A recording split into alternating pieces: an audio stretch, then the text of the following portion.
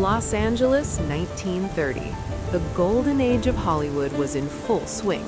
Starlets were being churned out like clockwork, each one a variation on a theme. But then, a train pulled into the station, and from its carriage stepped an enigma. She wasn't overtly pretty by conventional standards. Her voice was husky, almost a growl. Her gaze, however, was something else entirely. Direct, challenging, knowing. She was a woman who didn't just walk into a room, she commanded it. Her name was Marlene Dietrich, and she was about to explode the very definition of glamour. She would defy conventions of gender, nationality, and loyalty. She would be an icon, a rebel, and a patriot.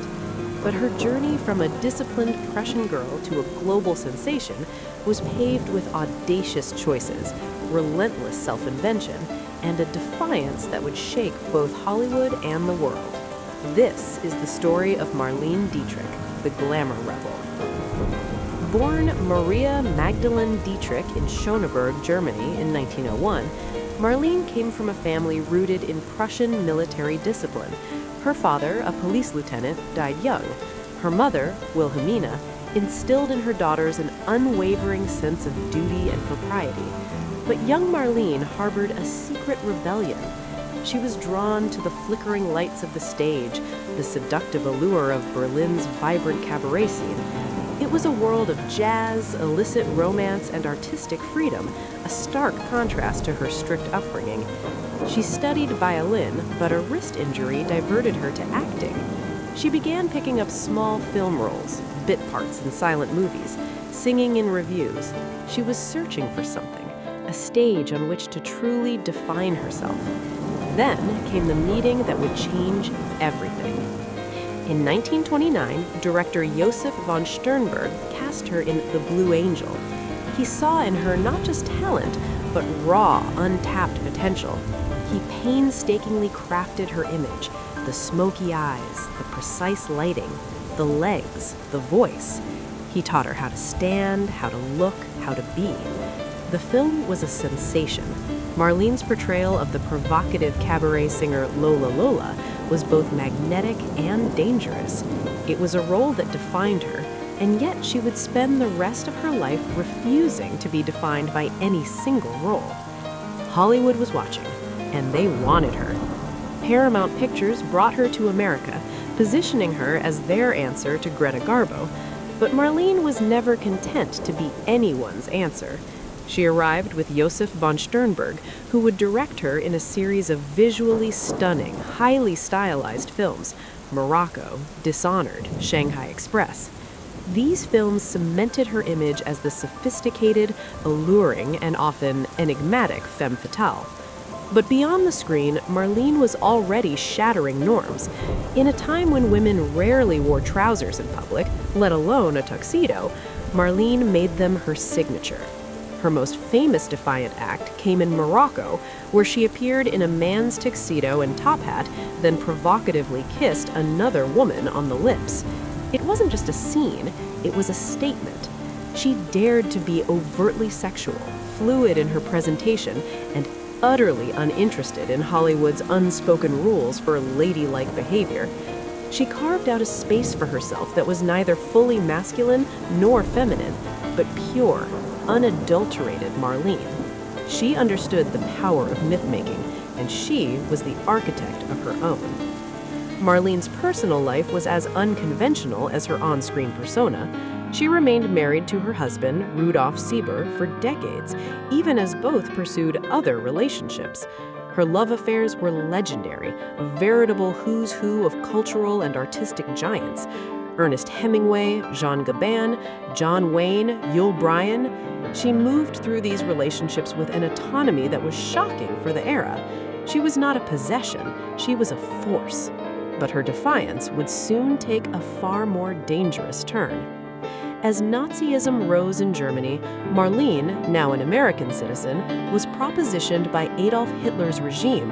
Joseph Goebbels, Hitler's propaganda minister, offered her an astronomical sum of money, full artistic control, and national hero status if she would return to Germany and make films for the Third Reich. Her response was swift unequivocal and courageous no. She detested the Nazis and everything they stood for. Instead of retreating into Hollywood luxury, she became one of the most visible and active anti-Nazi figures. She joined the war effort, becoming a tireless entertainer for Allied troops across Europe and North Africa, often performing just miles from the front lines. She wore a uniform, not a gown. She sang patriotic songs, not cabaret hits. She risked her life, faced bombing raids, and endured harsh conditions, all while German propaganda outlets declared her a traitor. She sacrificed her German citizenship, knowing she could never truly go home. This wasn't an act, it was a testament to her profound moral courage. After the war, Hollywood's love affair with the dramatic siren faded, but Marlene wasn't finished. She reinvented herself once again, this time as a global concert performer. From Las Vegas to London, from Paris to Broadway, she took the stage, captivating new generations. Her stage shows were meticulously crafted spectacles of light, sound, and glamour. She collaborated with designers like Jean-Louis to create gowns that literally melted into the stage lights, giving the illusion that she was floating. Her voice, husky and intimate, held audiences spellbound. She was a master of illusion, not to hide age, but to enhance the timeless allure of Marlene.